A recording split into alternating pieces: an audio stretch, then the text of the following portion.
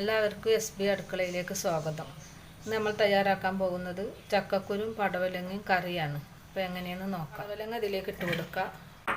അതിൻ്റെ കൂടെ ചക്കക്കുരു ചെറുതാക്കി അരിഞ്ഞതാണ്. അതിൻ്റെ തൊലിയൊന്നും കളയണ്ട, വെള്ള തൊലി മാത്രം കളഞ്ഞാൽ മതി.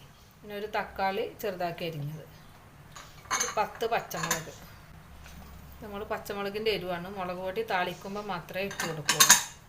ആവശ്യത്തിനുള്ള വെള്ളം, 1/4 ടീസ്പൂൺ മഞ്ഞൾപ്പൊടി, ഉപ്പ് ആവശ്യത്തിന്.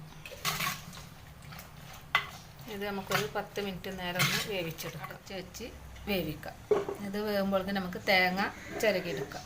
ഒരു തേങ്ങ ചിരകിയത്, 1/4 ടീസ്പൂൺ മഞ്ഞൾപ്പൊടി, 1/4 ടീസ്പൂൺ നല്ല ജീരകം, ഒരു 6 ചെറിയ ഉള്ളി, 4 വെളുത്തുള്ളി. വെളുത്തുള്ളി ചേർക്കുന്നത് ഗ്യാസ് വരാതിരിക്കാൻ വേണ്ടിയാണ്. ചക്കക്കുരു ചേർക്കണമല്ല, അതുകൊണ്ട് ഗ്യാസ് ഇല്ലാതിരിക്കാനാണ് വെളുത്തുള്ളി ചേർക്കുന്നത്.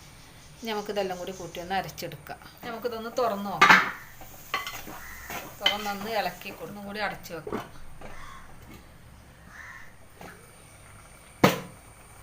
ചക്കക്കുരും പടവലങ്ങൊക്കെ നല്ലപോലെ വെന്തിട്ടുണ്ട്. ഇനി നമുക്കിതൊന്ന് ചെറുതായിട്ടൊന്ന് ഉടച്ചു കൊടുക്കാം. പച്ചമുളകൊക്കെ ഒന്ന് ചതഞ്ഞ് കിട്ടാൻ വേണ്ടി.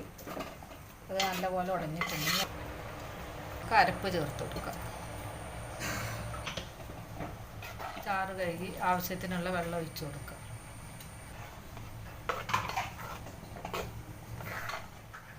ഉപ്പ് നോക്കിയിട്ട് ഉപ്പ് പോരെങ്കിൽ കുറച്ച് ഉപ്പിട്ട് കൊടുക്കണം. ഇതിൽ ഉപ്പ് പോലെ തന്നെ 1/4 ടീസ്പൂൺ ഉപ്പ് കൂടി ചേർത്ത് കൊടുക്കണം. ഒന്ന് മൂടി വെക്കാം. തിളക്കണ്ട, നല്ല പോലെ ഒന്ന് ചൂടായാൽ മതി.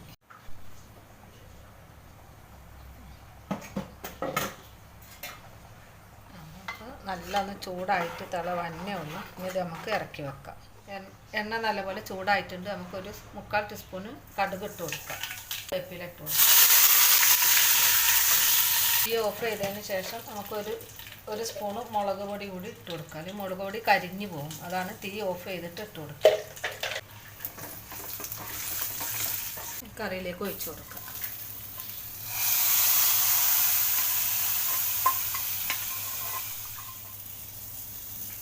നല്ലപോലെ ഒന്ന് ഇളക്കി കൊടുക്കുക.